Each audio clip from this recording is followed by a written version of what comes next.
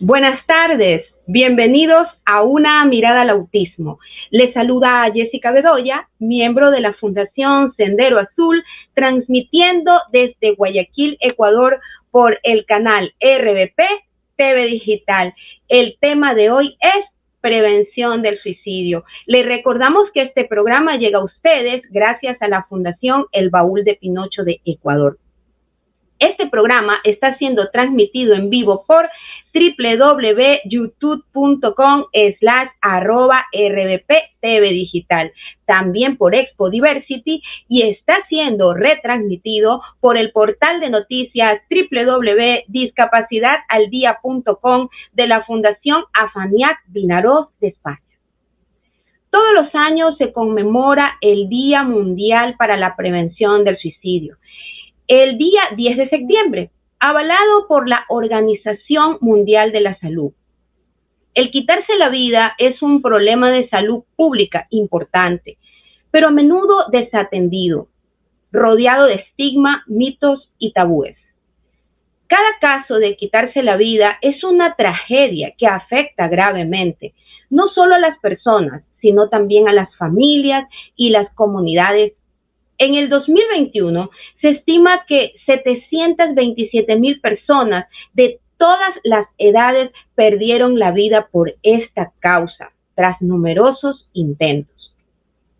Centrarse en la prevención cobra especial importancia para fortalecer las conexiones sociales, crear conciencia y brindar esperanza, acompañar a los seres queridos en su salud mental y bienestar, podría salvar vidas.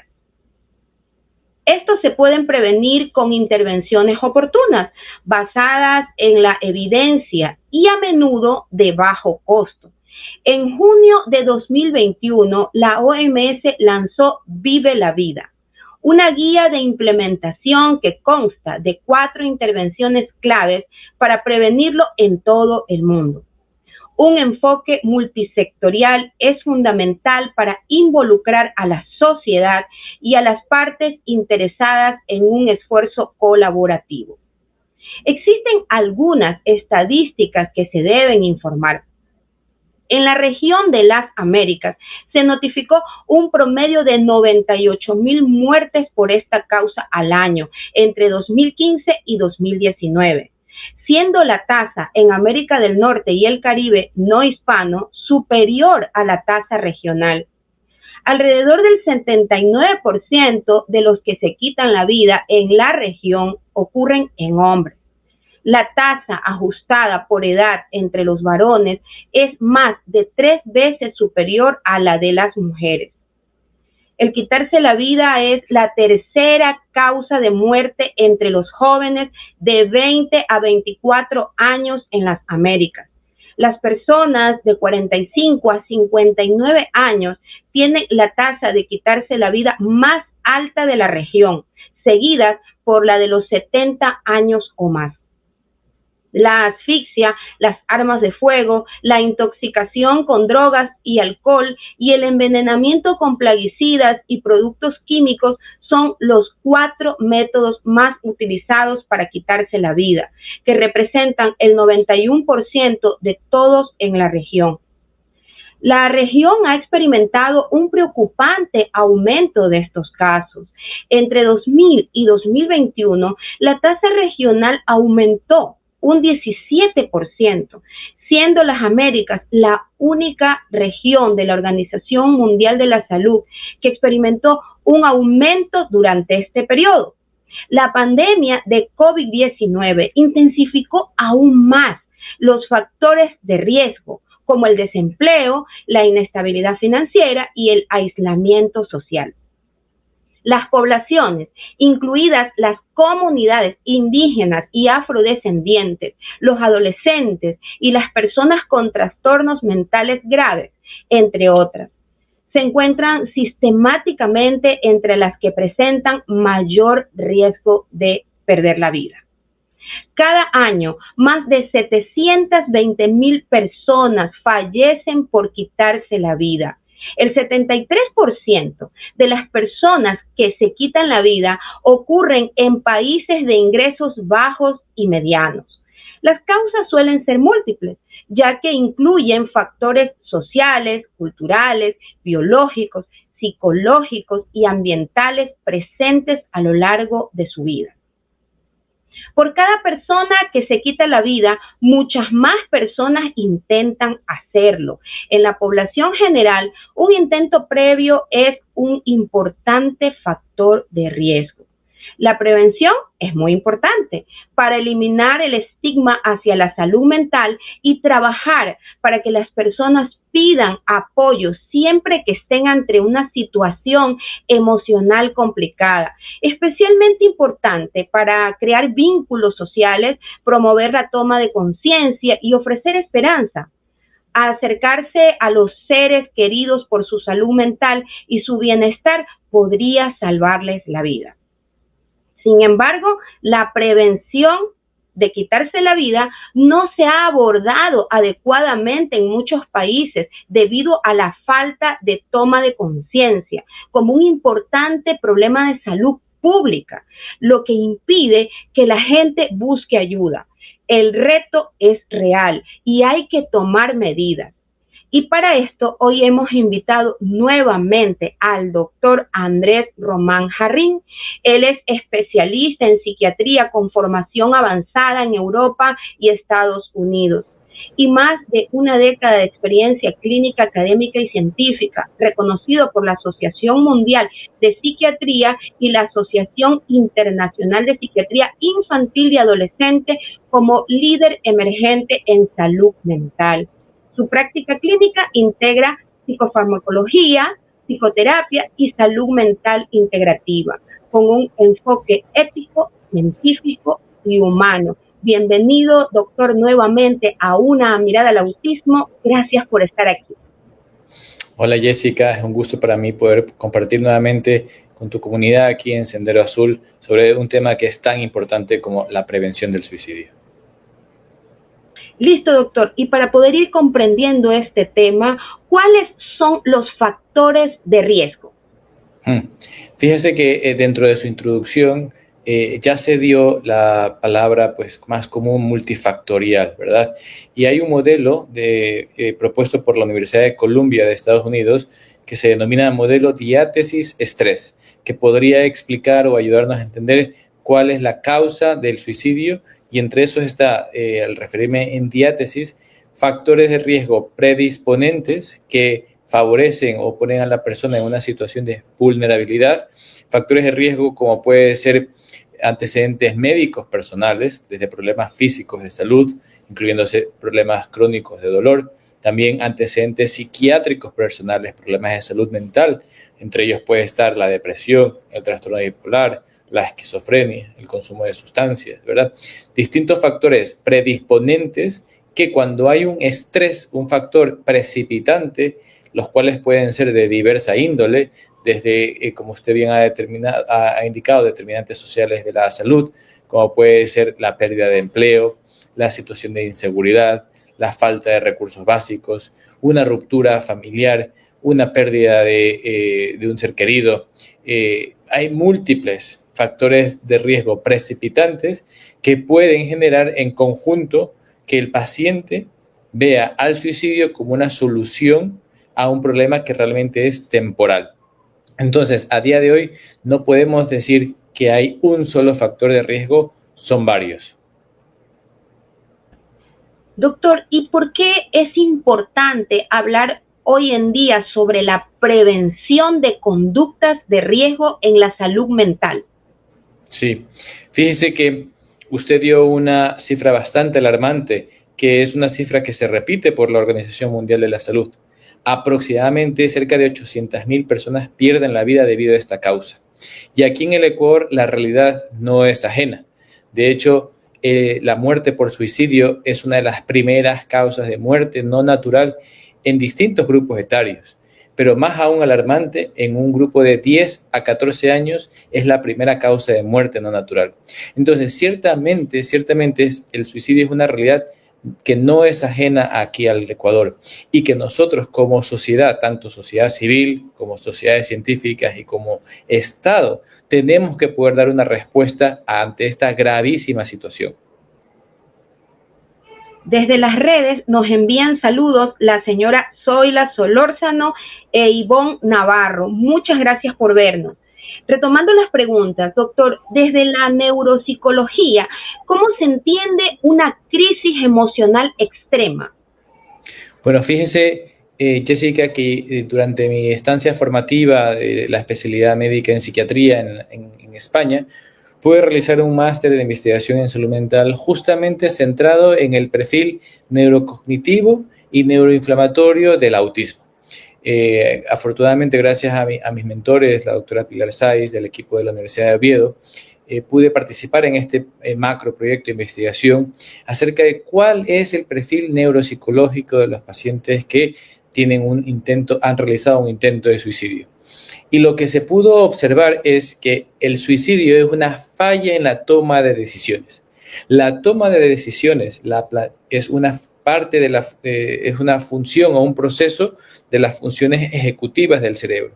Y en las personas que sufren depresión, debido a la enfermedad cerebral que es la depresión, los circuitos cerebrales que están intrínsecamente implicados en la planificación y en la toma de decisiones se ven alterados. Y entonces ahí el suicidio se ve como una solución permanente a un problema que es temporal y por eso se lo considera que es un fallo en la toma de decisiones. También hay que tener en consideración no solamente estos rasgos neurocognitivos de fallo en su toma de decisiones, sino también rasgos de personalidad que pueden también influir en la crisis, como puede ser altos niveles de impulsividad. Entonces, se puede entender la crisis como una falla realmente producto de una enfermedad cerebral en que el paciente pueda observar más alternativas más allá de esa visión en túnel que pueden tener las personas que tienen estos pensamientos de querer dejar de vivir y solamente ven a la muerte como solución. ¿Cuáles serían los factores sociales y culturales? ¿Es acaso que esto está influyendo en el aumento de estas problemáticas en jóvenes y adultos? Bueno, fíjese que a nivel sociodemográfico, lo que se sigue repitiendo en la literatura es que aquí que en el mundo entero, pero no es ajeno tampoco a la realidad ecuatoriana, son más las muertes por suicidio que se producen en personas hombres que en mujeres, ¿de acuerdo? Entonces, y esto se debe a que los intentos de muerte son más letales en la población masculina que en la población femenina. Hay más intentos no letales en la población femenina, pero dentro de algunos de los factores sociodemográficos puede ser el estar soltero, el estar divorciado, la ancianidad por la solitud que puede experimentar la persona, ¿no? Distintos factores culturales también, incluso como el estigma contra la salud mental. Y en este sentido, dentro de la población autista hay pocos estudios, muy pequeñitos estudios, pero hay estudios muy heterogéneos que nos dan distintos porcentajes de cuál es la prevalencia del suicidio, de los intentos de suicidio en la población autista. Y lo que se ha podido estimar aproximadamente es, sobre todo en pacientes con autismo grado 1, ¿no? El hecho de no haber recibido un diagnóstico temprano y el hecho de no haber podido recibir apoyo para entender cuál es la condición del autismo y poder también tener éxito en las aspiraciones personales de cada persona autista, como puede ser ir a la universidad, encontrar trabajo, formar una familia, ¿verdad? Aumenta el riesgo de tener estos pensamientos de querer dejar de vivir. Y entonces podríamos estar hablando toda la entrevista acerca de las 1.001 posibles factores asociados al riesgo suicida. Doctor, ¿cómo podemos diferenciar un momento de tristeza normal de una pérdida del sentido de la vida? Bueno, esto es sumamente importante hacer énfasis porque la tristeza es una emoción normal, es una emoción natural, es una emoción que todas las personas lo hemos podido experimentar en algún momento de nuestras vidas. una tristeza ya sea porque no se han cumplido algunos sueños que nos hemos trazado, una tristeza tal vez porque en nuestra familia hemos dejado de pues, convivir con tal o cual persona, ¿verdad? Entonces, la tristeza se vuelve patológica cuando esa tristeza es constante, cuando esa tristeza está presente la mayor parte del tiempo, la mayor parte del día, y también limita a la persona a que pueda realizar sus funciones habituales tan sencillas como los quehaceres domésticos, como las actividades académicas de ir a la escuela, como las actividades interpersonales de salir con los amigos y relacionarse con la familia. Entonces, ahí ya nos hace pensar que esta tristeza no es una emoción sana, natural, sino que ya estamos hablando de una emoción patológica debido a la persistencia y cronicidad de la emoción y a las limitaciones funcionales que impacta en la persona que la experimenta.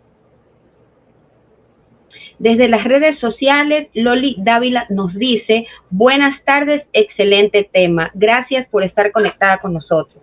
Doctor, ¿tiene impacto las redes sociales en los pensamientos dañinos hacia uno mismo?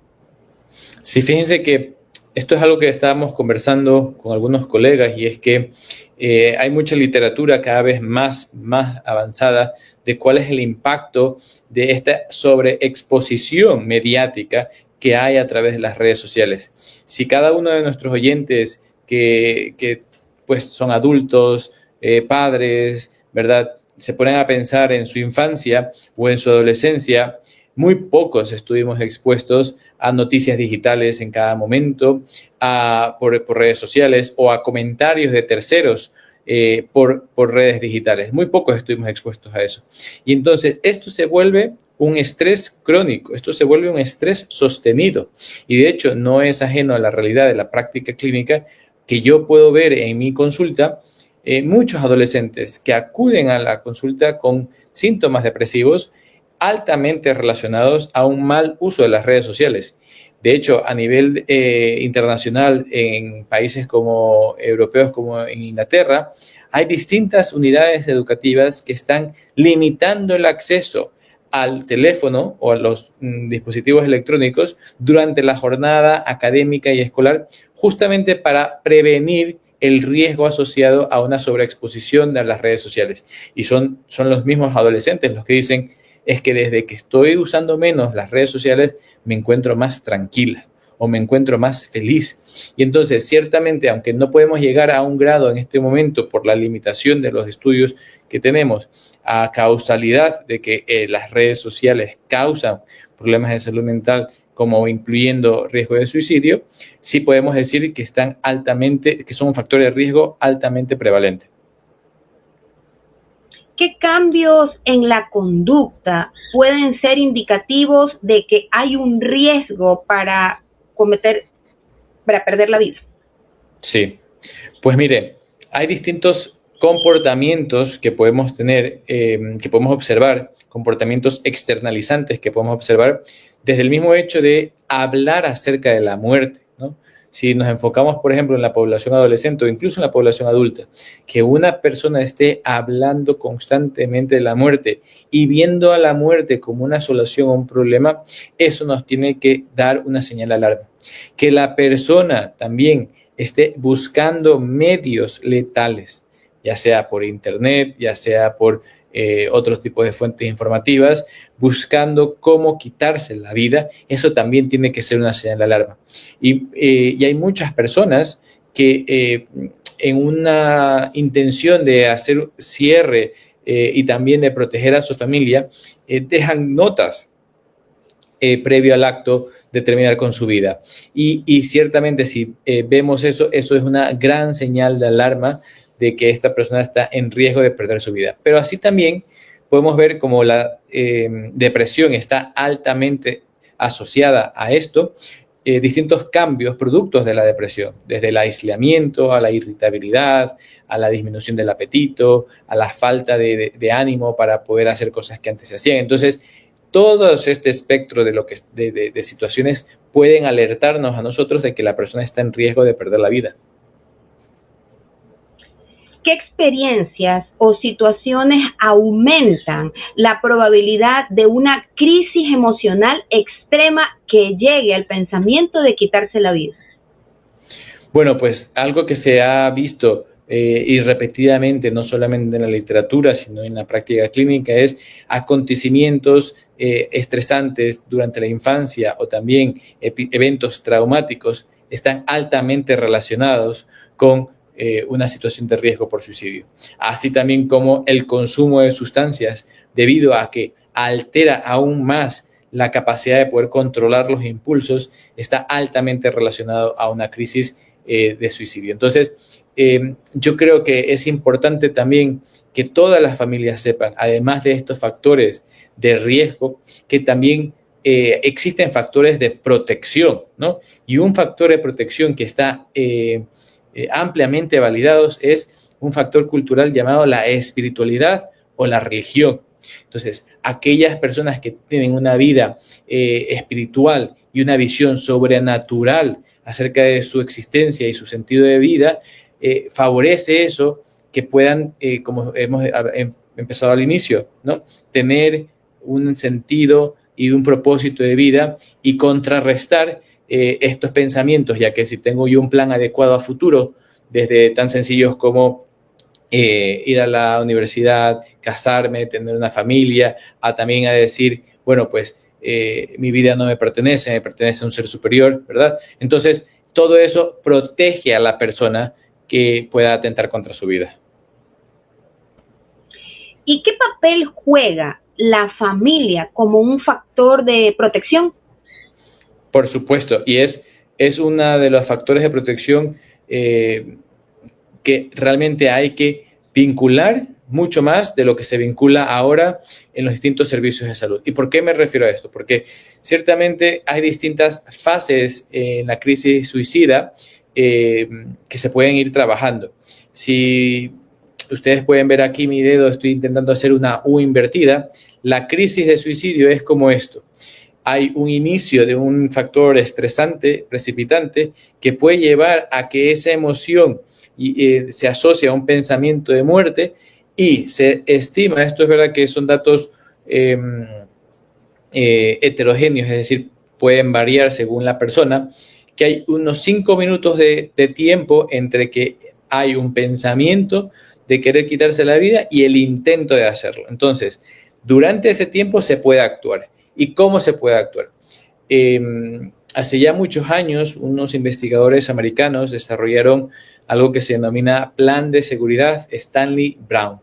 Y en este plan de seguridad se vincula a la familia para poder con el paciente identificar situaciones de alarma que pueden generar una crisis suicida, factores o estrategias internas que la persona puede hacer para protegerse, recursos externos que también pueden vincularse y sobre todo por parte de la familia, restricción de medios letales, ¿no? De hecho, aquí en el país la prevalencia de los medios letales es distinta que en otras situaciones, en otros países. Por ejemplo, mientras que en Estados Unidos hay una alta concientización acerca de que no hayan objetos de armas de fuego dentro del domicilio familiar, y si es que lo hay una persona que tiene riesgo de querer dejar de vivir, no solamente separar la munición, sino que esté bajo llave absoluta en una caja fuerte, por ejemplo. Aquí en el país, el medio más letal es por ahorcamiento y por ingesta de sustancias químicas como insecticidas, venenos y otros químicos. Entonces, a los padres de familia, a las personas que conviven con una persona que tiene una crisis emocional que puede llevarles a perder la vida, restricción de todo medio letal. Pastillas, remedios, jarabes, todo bajo llave, cualquier tipo de arma de fuego, arma blanca, bajo llave, cualquier tipo de sustancia química fuera del domicilio familiar, porque si nos recordamos que hay esos 5 minutos de tiempo entre el pensamiento y el acto, entonces al no tener los medios, la crisis luego baja, disminuye, y entonces se previene algo que no es reversible, como es la muerte. Doctor, ¿cómo influye el bullying y el aislamiento social en la aparición de conductas autodestructivas? Influye mucho porque recordamos que los niños y los adolescentes están en desarrollo, no solamente desarrollo físico, sino también un desarrollo personal acerca de su propia valía como persona, su identidad, y mucho de esto está relacionado o está influido por las relaciones interpersonales. Si una persona está expuesta al bullying o al acoso escolar, pues ciertamente eso va a mermar ese sentido de pertenencia en el grupo, va a mermar también ese sentido de vinculación con los demás y muy probablemente pueda llegar a impactar el estado de ánimo de esta persona llevándola a una depresión. Entonces, ciertamente el bullying o el acoso escolar se los consideran como acontecimientos traumáticos que pueden ser factores de riesgo para tener una crisis de suicidio. ¿Qué recursos internos, resiliencia, autoestima, proyecto de vida ayudan a prevenir el querer quitarse la vida? Sí, hay varias estrategias internas que los repaso yo con todos los pacientes, niños, adolescentes, adultos. Pueden ser tan sencillas como poder hacer una técnica o un ejercicio de respiración, algo que se llama respiración abdominal diafragmática. Puede ser tan sencillo como el respirar para activar tu sistema nervioso parasimpático, que es el freno del cerebro, es decir, que calma las revoluciones de la mente y que puede apagar incluso tener esos pensamientos, a otras actividades tan sencillas como escuchar tu música favorita, pintar si te gusta pintar un mandala, si tienes una mascota, estar con tus mascotas, pero también otras técnicas que pueden ayudarte también a controlar sobre todo la sensación de desesperanza vital y el pensamiento de querer dejar de vivir, como puede ser la meditación. La meditación es una forma de poder controlar la mente al estar presente en la situación en la que te encuentras en ese momento, sin juzgar las sensaciones o los pensamientos que estás teniendo. Y si te invitas a poder pensar en un espacio de seguridad, es decir, un espacio en el que puedas estar tranquila, ya sea la playa, el campo, la casa de la abuela, la situación que sea, ¿no? También te puede ayudar a calmarte y a tranquilizarte. Entonces, hay estrategias internas tan sencillas como estas que puedan aumentar la resiliencia para poder afrontar esa adversidad de una manera exitosa y que tu vida no se ponga en riesgo. Pero también es importante saber que hay estrategias externas, es decir, cosas que se pueden hacer que no dependen de ti y solamente con el afán de distraer la mente. Cosas que se pueden hacer tan sencillas como llamar a un amigo, llamar a una amiga, llamar a un familiar y que le cuenten a esa persona qué están haciendo en ese día. O que conversen sobre una situación que está pasando, por ejemplo, en su ciudad, que permita también una conversación superficial, ¿no? Y también el poder ir a otro entorno. Me invento aquí un caso hipotético. Si hay una persona que tiene una crisis de querer dejar de vivir y está en su habitación y está solo, pero vive en una ciudadela en la que puede haber un parque, vive cerca de algún mercado al que tiene un amigo que trabaja ahí, vive cerca de la escuela donde hay un polideportivo, ¿verdad? Pues entonces ir a otros contextos sociales donde hayan personas que puedan ser ese apoyo solamente para cambiar el pensamiento. Entonces, el plan de seguridad incluye estrategias internas y estrategias externas. ¿Cómo debe actuar un padre cuando nota señales de alerta en su hijo de querer quitarse la vida? Lo primero es calma, ¿de acuerdo? Lo primero es saber responder a esa situación desde la calma y no reaccionar desde la ansiedad, ¿no? Porque ciertamente los padres modelan el comportamiento de los hijos, pero por supuesto a pedir ayuda profesional, ¿no? Y de hecho esto me permite abrir un espacio para comentarle a toda su comunidad, ¿no?, que el día sábado 13 de septiembre en la ciudad de Guayaquil se va a realizar la primera jornada de prevención suicida en población infanto-juvenil, auspiciada por la Asociación Ecuatoriana de Psiquiatría en el Centro de Convenciones de Guayaquil. Y en este espacio es toda una jornada de mañana y tarde en la que se abordarán distintos temas acerca de la prevención del suicidio, tales desde lo que estamos hablando en este momento de planes de seguridad hasta factores de riesgo, pero incluso también cómo la persona que puede sufrir incluso que puede ser autista, puede también llevar a tener estos pensamientos de suicidio. Entonces, es una combinación de una jornada de prevención de suicidio enfocada en población general, pero también se abordarán temas acerca del suicidio en autismo. Doctor, ¿qué tan importante es la comunicación abierta dentro de la familia para prevenir estas crisis? Sumamente importante. Lo que yo les digo a los padres es, en esta respuesta de calma, ¿no? Hay una técnica muy sencilla de aplicar que se llama reflejo, ¿de acuerdo? ¿Por qué digo esto de responder con calma y el reflejo? Porque si un hijo o una hija manifiesta a sus padres pensamientos de querer dejar de vivir, eso ciertamente va a identificarse como un problema y el padre va a querer dar una solución, ¿no? Y quizás en ese momento lo más importante es escuchar de una manera calmada y empática, sin dar una respuesta, sin dar una solución a ese problema, sino simplemente brindándole el hombro a ese hijo mediante la técnica del reflejo. Es que mi vida no tiene sentido y me quiero quitar la vida. Entiendo de que te sientas sin deseos de vivir y que no encuentres un propósito en este momento. Eso de ahí que acabo de reflejar es lo mismo de lo que la primera expresión. Y entonces eso ayuda a que la persona sienta que el padre o la madre le está escuchando y entiende lo que está diciendo, y luego posteriormente se aplica nuevamente el reflejo en cada declaración o cada oración que diga la persona durante este procesamiento de la crisis para bajar la reactividad emocional. Hay una terminología dentro de la inteligencia emocional, y es que cuando hay una crisis emocional, las emociones secuestran a la persona y secuestran a la persona desde el punto de vista cognitivo.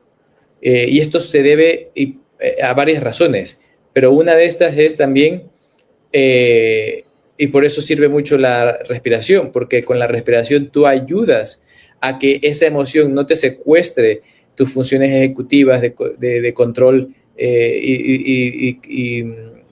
de control de impulsos, de manejo de las emociones, oxigenas todas esas áreas que más bien necesitan estar en ese momento trabajando al 100% para ver una alternativa a esta solución. Entonces, la comunicación abierta, empática y a la técnica del reflejo puede ser el primer paso para los padres que puedan manejar la crisis de suicidio de sus hijos. Pero ciertamente la ayuda profesional también es necesaria. Y la ayuda profesional es multidisciplinar, tanto por parte de psicología clínica como por parte de psiquiatría. ¿Qué herramientas prácticas pueden usar los docentes en la escuela ante alertas? Bueno, de hecho, revisando un poco la temática del funcionamiento en el Ecuador, hay todo un protocolo de implementación elaborado para y específicamente el DESE y que pueda implementarse en caso de que alguno de sus alumnos tenga una crisis suicida. Y lo primero que hay que hacer es informar a los padres. O sea, eso es inmediato, ¿no? Los profesores son los segundos padres, pero el padre de familia tiene que saber que su hijo está en riesgo, ¿no? Y luego la serie de pasos a seguir llevan últimamente a recibir el apoyo especializado, ¿no? Y claro, el manejo de una crisis suicida implica no solamente estas habilidades de regulación emocional que hemos hablado, sino también terapia formal, ¿no? Y dentro de la terapia formal, la terapia dialéctica conductual o DBT, por sus siglas en inglés, es altamente utilizada para controlar estos pensamientos. Tal es así que ha sido estudiada en población autista con adaptaciones, ciertamente. Entonces, son aproximadamente 130 habilidades de regulación emocional las que se enseñan en una terapia típica DBT. En la terapia enfocada al autismo se reducen en 9 terapias de regulación emocional. E incluso este mismo protocolo se ha adaptado para personas con discapacidad intelectual. Entonces, ciertamente los padres, los profesores pueden ayudar muchísimo, pero últimamente el paciente y la familia necesita aprender la terapia por parte de un profesional. Desde las redes tenemos una consulta, doctor. Loli Dávila nos pregunta, hola, una consulta. Ante una crisis emocional en jóvenes con TEA, ¿es necesario medicar o no necesariamente? Bueno, todo depende de cómo se entienda y cómo se presenta esa crisis emocional. Si el paciente con TEA, si su familiar con TEA tiene una clínica de irritabilidad constante, ¿no? Y es algo que pasa todos los días, y de hecho usted como su familiar siente que ante cualquier comentario, incluso un plan que puede no necesariamente ser un plan de rutina como toca el baño o hay que ir a la escuela o ya ven a la mesa a comer, sino un plan de diversión que sería una actividad preferencial para el niño. Si incluso ante eso el niño o la niña responden con irritabilidad, pues entonces sí estamos hablando de que esa irritabilidad puede afectar en un futuro a tener una crisis emocional y necesite medicación. Ahora bien, si es una crisis emocional puntual por algún precipitor que se ha acontecido en ese momento, se lo puede manejar sin medicación, con técnicas naturales como la que hemos mencionado de medicina psicocorporal, y también incluso también si hace falta con medicina, pero que no sea de un uso crónico. Por ejemplo, se utiliza mucho en niños y en adolescentes derivados de antihistamina, como puede ser la hidroxicina, que no deja de ser un antialérgico, pero como tiene una propiedad sedativa, pues entonces se lo puede administrar y calma bastante la crisis. Tenemos otra consulta. Claudia nos dice, ¿y qué tal la terapia de estimulación magnética transcranial? Bueno, la estimulación magnética transcranial es un tratamiento bueno para distintas enfermedades de salud mental, como puede ser la depresión resistente a tratamiento, como puede ser el trastorno obsesivo compulsivo resistente a tratamiento, pero de ninguna manera en estos momentos, y si lo enfoco específicamente al autismo, de ninguna manera en estos momentos hay suficiente nivel de seguridad y de eficacia para aplicar la estimulación magnética transcranial indistintamente del protocolo, porque hay muchos protocolos dentro de la estimulación magnética transcranial, que avalen su uso clínico cotidiano de esta técnica, que aunque aparentemente es no invasiva, efectivamente los campos magnéticos generan un estímulo eléctrico en el cerebro, ¿no? Y en un cerebro en desarrollo es importantísimo, lo primero, no dañar, primero, no hacer daño. Entonces, la estimulación magnética transcranial como tratamiento para patologías mentales resistentes al tratamiento farmacológico previo es una técnica importante. No sería un tratamiento de elección en caso de una crisis de suicidio. De hecho, hay otros tratamientos, como puede ser la medicina que se llama esketamina, que es un tratamiento de administración intranasal que se ha visto que tiene efectos tan inmediatos como el mismo día de la aplicación en reducir la crisis de suicidio. Y eso se debe a mecanismos totalmente distintos, como puede ser favorecer la neuroplasticidad aumentando el factor derivado del neurotrófico. Entonces, la estimulación, regresando a su pregunta, estimado oyente, la estimulación magnética transcranial es un buen tratamiento para patologías mentales resistentes a tratamiento. Doctor, ¿qué papel juega la medicación en algunos casos? Bueno, esto es algo importante a señalar. De hecho, cada vez estamos experimentando en distintos países, ¿no? Que por conceptos bastante ajenos a la ciencia y más propios del estigma contra la salud mental, que menos personas acceden a tratamientos farmacológicos seguros y eficaces como puede ser los antidepresivos. De hecho, hay una situación paradójica que se dio en Estados Unidos a raíz de una advertencia del aumento de riesgo de suicidio tras el uso de los antidepresivos. Y lo paradójico es que desde que se disminuyeron la prescripción de antidepresivos en Estados Unidos, aumentaron los intentos de suicidio en ese mismo país. No se puede decir a día de hoy que hay una causalidad de que menos personas habían estado tomando la medicina y entonces habían tenido más intentos de suicidio. Pero ciertamente no se puede ignorar esa situación. Entonces, la medicina, como los tratamientos seguros y eficaces antidepresivos, sobre todo de primera línea, inhibidores selectivos de la recaptación de serotonina, son medicinas que todo paciente que tiene depresión tiene derecho a recibir. No podemos ser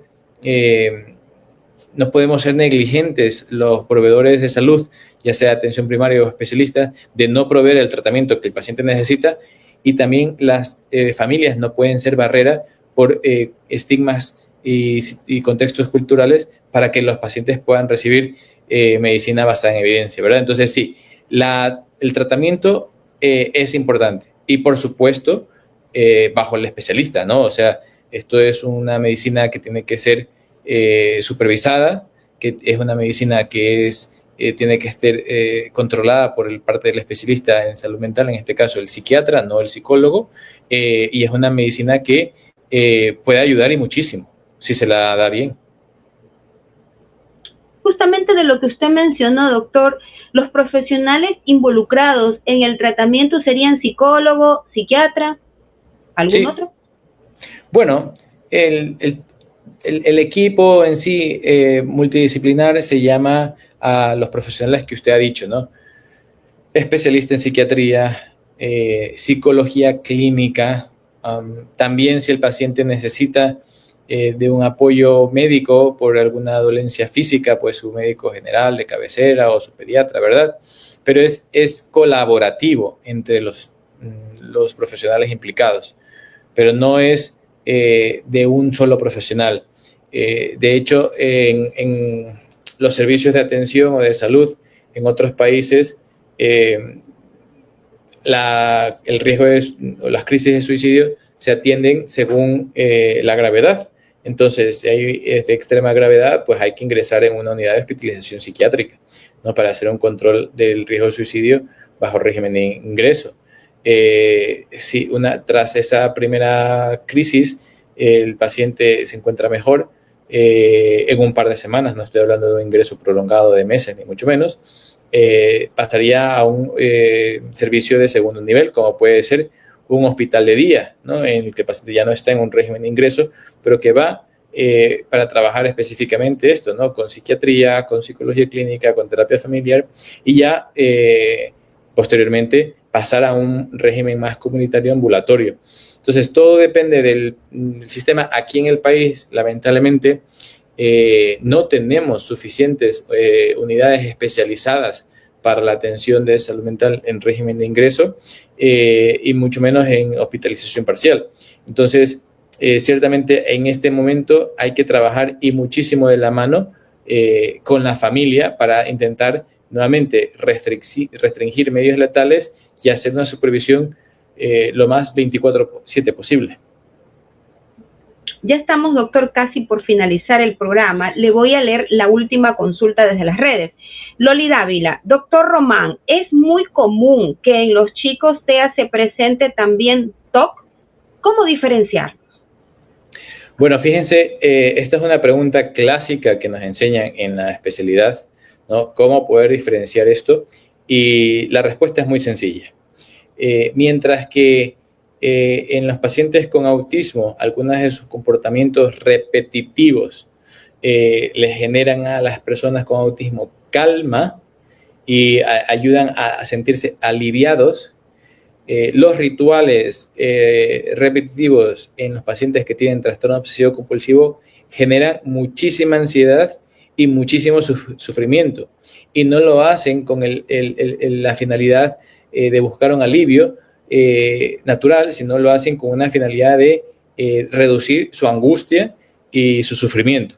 Entonces, de esa manera se puede diferenciar si un patrón de conducta repetitivo puede corresponderse a un cuadro de autismo o de ansiedad, y diciéndolo de una manera muy resumida, porque es verdad que aunque son entidades distintas, el autismo del trastorno obsesivo compulsivo, pueden ser comórbidos, es decir, una persona con autismo puede tener TOC, una persona con TOC puede tener autismo. Doctor, ¿qué mensaje final daría a los jóvenes y padres que pueden estar enfrentando una crisis emocional extrema? Bueno, pues yo les diría a los padres que sobre todo y a los adolescentes, pidan ayuda, ¿no? En el Estado, en el Ministerio de Salud Pública, existe un número gratuito que ustedes pueden llamar, que se llama la línea 171, en la que hay personal dispuesto a ayudarles, sobre todo a manejar esa crisis de suicidio. Y si no se puede esto controlar en domicilio, a los padres invitarlos a llevar a sus hijos a la emergencia más cercana, al centro de emergencias más cercano a su localidad, porque ahí los médicos, los psicólogos también les pueden brindar una atención de urgencia en estos dispositivos. Entonces, decir y reconocer, ¿no? Las muertes por suicidio en el Ecuador es una tragedia y es una realidad que no podemos ignorar y que no podemos no ayudar. Entonces, es un acto de valentía el poder pedir ayuda y saber que si estás pasando por un problema de salud mental, no estás solo, te podemos ayudar, distintos profesionales y los padres también, ¿no? Para superar esta crisis. Esto no es definitivo, es temporal y se puede estar mejor. Tenemos agradecimientos. La señora Patricia nos dice, me alegra ver que voy por buen camino con mi hijo Tea de 11 años. Loli nos dice, muchas gracias, doctor Román, y a Fundación Sendero Azul y Baúl de Pinocho. Bueno, hemos llegado al final del programa. Gracias, doctor, por toda su guía en este tema tan importante, y también gracias por haber aceptado nuevamente nuestra invitación al programa. Ha sido un placer, Jessica.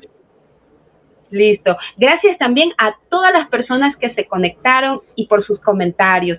Y recuerde usted que para ver más de nuestros programas lo pueden hacer a través de nuestras redes sociales. Y el programa de hoy ha llegado a ustedes gracias a la Fundación El Baúl de Pinocho por el canal RBP TV Digital. Nos vemos la próxima semana. Esto fue Una Mirada al Autismo con Fundación Sendero Azul.